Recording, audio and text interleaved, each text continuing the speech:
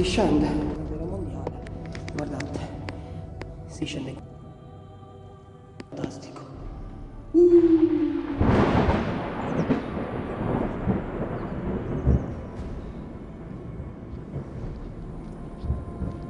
Comunque, parco archeologico, non solo parco comunale e parco pubblico, ha tutte le caratteristiche. Si sente l'umidità, molto si sente, è cambiata da una volta. Dimmi la verità, che paura tutto questo. Allora, signori, i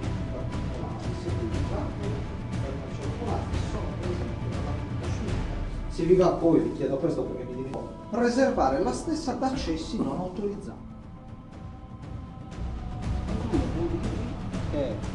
Per poter essere in primis un parco archeologico identitario, perché non è solo l'archeologia l'unica, per quanto la rispettiamo,